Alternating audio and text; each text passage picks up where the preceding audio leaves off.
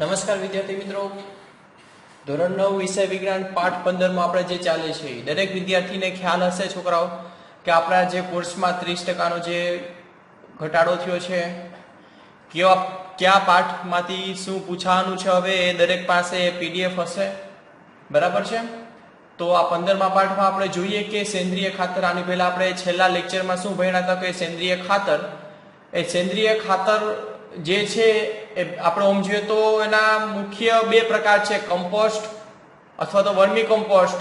આ એક પહેલો, અને બીજો પ્રકાર છે કે લીલું જૈવિક ખાતર. બરાબર છે? તો આજના લેક્ચરમાં છોકરાઓ આપણે શું ભણવાનું છે તમારી સામે મેં લખેલું છે, જોવો જોઈએ. તો કે સેન્દ્રિય ખાતર, કમ્પોસ્ટ અથવા તો વર્મી કમ્પોસ્ટ. હવે આપણે પહેલા છોકરાઓ જોઈએ કે કમ્પોસ્ટ નો અર્થ શું થાય. આ વર્મી કમ્પોસ્ટ તો પછી છે, પણ પહેલા આપણે શું ભણવાનું છે તો કે કમ્પોસ્ટ. તો કે કમ્પોસ્ટ નો અર્થ શું થાય તો કે કમ્પોસ્ટમાં કાર્બનિક પદાર્થ અને પોષક તત્વો ખૂબ જ વધુ પ્રમાણમાં હોય છે. પહેલા તો આપણે એ યાદ રાખવાનું છે કે કમ્પોસ્ટ જે છે આપણે ઉપયોગી કેમ છે ભાઈ. તો કે કમ્પોસ્ટ એટલે ઉપયોગી છે કે કમ્પોસ્ટમાં કાર્બનિક પદાર્થ અને પોષક તત્વોનું પ્રમાણ કેવું છે છોકરાઓ તો કે વધુ છે. એમાં જે કાર્બનિક પદાર્થો છે એ વધુ હોય છે ને એક તો પોષક તત્વો છે ખૂબ જ વધુ પ્રમાણમાં હોય છે. બીજું કે હવે આ કમ્પોસ્ટ જે છે, કમ્પોસ્ટ જે આપણે કહીએ છીએ કે કમ્પોસ્ટીકરણની જે ક્રિયા છે એમાં હોય શું તો કે એમાં કંઈ ના હોય છોકરો, નકામા પદાર્થો હોય. આપણે સામાન્ય રીતે કચરો, પણ એ કચરામાં જે મોસ્ટ ઓફ પ્લાસ્ટિક નહીં આવે. જો કચરામાં નકામા પદાર્થો, પશુઓના મળમૂત્ર, શાકભાજીની છાલ, ઘરગથ્થુ કચરો, સુએજ કચરો, નીંદણ, આવા અનેક પ્રકારના કચરાઓ કે જેમાં આપણે જો સામાન્ય રીતે પ્લાસ્ટિક ને એવાનો જે સમાવેશ થશે નહીં, જો આવા કચરાનો સમાવેશ થાય, શું કરવામાં આવે છોકરાઓ કમ્પોસ્ટીકરણની ક્રિયામાં તો કે મોટો એવો ખાડો કરવામાં આવે. એ ખાડામાં બધાને આ બધા કચરા હોય ને એને શું તો કે એને સડવા દેવામાં આવે છે. શું કરવામાં આવે છે? સડવા દેવામાં આવે છે. જે લખ્યું છે ખાડામાં સડવા દેવામાં આવે છે, જેને શું કહેવામાં આવે છે તો કે એને કમ્પોસ્ટીકરણની ક્રિયા કરવા. તમે એમ કે ભાઈ કમ્પોસ્ટીકરણની ક્રિયામાં શું હોય તો કે એક ક્રિયામાં, કમ્પોસ્ટીકરણની ક્રિયામાં કાંઈ ના હોય, માત્ર ને માત્ર એક મોટો એવો ખાડો હોય છે. ખાડામાં બધા પદાર્થો, નકામા પદાર્થો, પશુઓના મળમૂત્ર, શાકભાજીની છાલ, ઘરગથ્થુ કચરો, સુએજ કચરો, નીંદણ, આ બધાને શું કરવામાં આવે છે તો કે સડવા દેવામાં આવે છે. બરાબર છે? હવે આ જે ક્રિયા છે આ ક્રિયાને શું કહેવામાં આવે છે તો કે આ ક્રિયાને કમ્પોસ્ટીકરણની ક્રિયા કહેવામાં આવે છે. કઈ ક્રિયા કહેવામાં આવે છે તો કે કમ્પોસ્ટીકરણની ક્રિયા કહેવામાં આવે છે. બરાબર છે? દરેક વિદ્યાર્થીને ખબર પડી? તો આ જે છે ને ખાસ યાદ રાખજો, સેન્દ્રિય ખાતર, વર્મી કમ્પોસ્ટ અથવા કમ્પોસ્ટ. બીજું તો કે લીલું જૈવિક ખાતર. આ જે છે ને એમ પૂછશે કે કમ્પોસ્ટ જે છે એનો ફાયદો શું તો કે કમ્પોસ્ટમાં કાર્બનિક પદાર્થ અને પોષક તત્વો ખૂબ વધુ પ્રમાણમાં હોય છે, એનો ફાયદો. હવે શું ભણવાનું છે તો હવે આપણે લીલું જૈવિક ખાતર વિશે અભ્યાસ કરવાનો છે, પણ તે પહેલા દરેક વિદ્યાર્થીઓ લખી લ્યો, ત્યાર પછી આપણે જોઈએ કે લીલું જૈવિક ખાતર. બરાબર છે?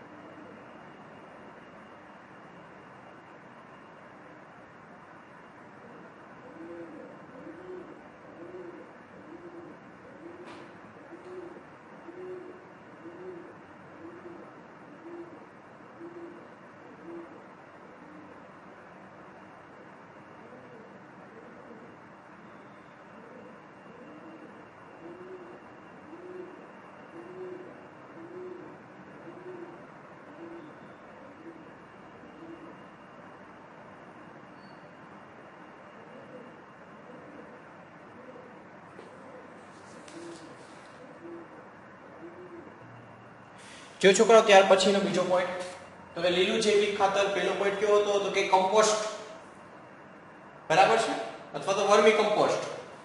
વર્મી કમ્પોસ્ટ એટલે પણ આપણે જોશું, પણ એની પહેલા આપણે જોઈ લઈએ કે લીલું જૈવિક ખાતર. લીલું જૈવિક ખાતરનો અર્થ શું થાય? તો કે પાક ઉગાડતા પહેલા, માની લો કે છોકરાઓ કોઈ ખેતર છે, આ ખેતરમાં પાક લઈને એ પહેલા અમુક વનસ્પતિ અહીં ઉગાડે છે આ ખેતરમાં. એ વનસ્પતિમાં કેવી આવશે તો કે સણ અથવા ગુવાર, બરાબર છે, એના જેવી વનસ્પતિને ઉગાડવામાં આવે છે. ક્યારે? તો કે કોઈ પણ ખેતરમાં પાક લેતા પહેલા. અને ત્યાર પછી આના પર હળ ચલાવીને, હવે આની પર શું ચડાવેલી છે તો કે હળ. આજે આખું જે વનસ્પતિ ઉગી છે ભાઈ, શું કર્યું છે આપણે? કાં તો સણ હોય, ગુવાર હોય, બરાબર, આ ઉગે જેવું એની ઉપર શું તો કે એની ઉપર હળ ચલાવી દે.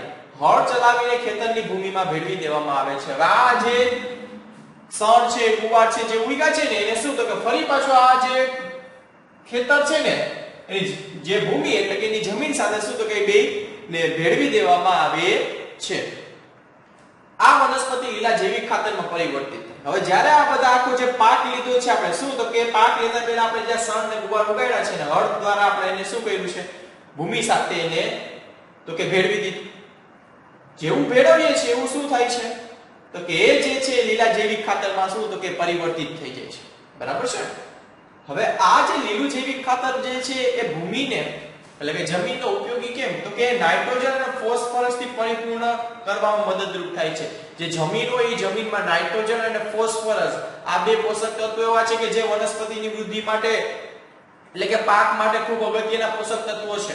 તો આ નાઇટ્રોજન અને ફોસ્ફરસ જે છે એ ફોસ્ફરસનું જે પ્રમાણ છે વધી જાય ક્યાં તો કે જમીનમાં. પણ ક્યારે વધશે તો કે જ્યારે આપણા લીલું જૈવિક ખાતર જે છે, લીલું જૈવિક ખાતર એટલે તમને ખબર હોવી જોઈએ કે આપણે શું કઈ ક્રિયા કરી છે, બરાબર છે. તો આ લીલું જૈવિક ખાતર છે જ્યારે આપણે કોઈ પણ ખેતરમાં જે છે એનો ઉપયોગ કરીએ ત્યારે એ ખેતરની જે જમીન છે એટલે કે ભૂમિ છે એ નાઇટ્રોજન અને ફોસ્ફરસ થી શું તો કે પરિપૂર્ણ થઈ જાય છે, બરાબર છે. દરેક વિદ્યાર્થીને આટલી ખબર પડી. નેક્સ્ટ પેલા લખી લ્યો દરેક વિદ્યાર્થીઓ, ત્યાર પછી આપણે નેક્સ્ટ એક જોશું કે વર્મી કમ્પોસ્ટ. કે વર્મી કમ્પોસ્ટ નો અર્થ શું થાય છે, બરાબર છે. તે પહેલા આપણે દરેક વિદ્યાર્થીઓ લીલું જૈવિક ખાતર છે લખી લ્યો.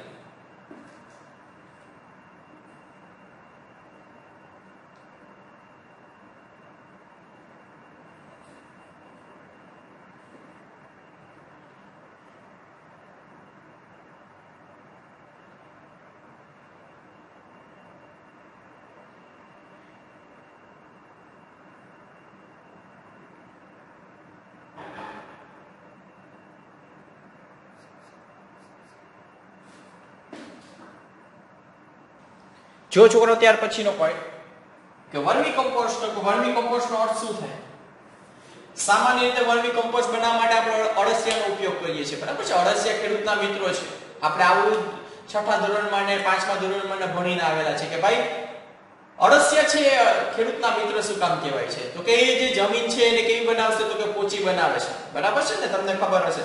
તો કે કમ્પોસ્ટ, હવે કમ્પોસ્ટ એટલે તમને ખબર હોવી જોઈએ કે કમ્પોસ્ટ ને અળસિયા દ્વારા વનસ્પતિ અને પ્રાણીના ત્યજાયેલા પદાર્થને વિઘટનની ક્રિયા દ્વારા બનાવવામાં આવે છે. આનો અર્થ શું છે તો કે કોઈ પણ વનસ્પતિ અને પ્રાણી દ્વારા જે માની લો કે કોઈ વનસ્પતિ છે કાં તો પ્રાણી છે, હવે એના દ્વારા ત્યજાયેલા પદાર્થો એટલે કે વિવિધ પ્રકારના પ્રાણીઓના મળમૂત્ર છે, વનસ્પતિના અમુક પર્ણ આપણે અમુક ભાગો છે જેમ કે પર્ણ, મૂળ કે જે સરખી રીતના એની વૃદ્ધિ ના થાય એવી વનસ્પતિઓ, તો તેના દ્વારા જે ત્યજાયેલા જે પદાર્થો છે તેના દ્વારા તો કે કાં તો વનસ્પતિ દ્વારા કાં તો પ્રાણી દ્વારા કાં તો બે દ્વારા ત્યજાયેલા જે પદાર્થો છે આ બે પદાર્થનું શું કરવામાં આવે છે તો કે એનું વિઘટન કરવામાં આવે છે.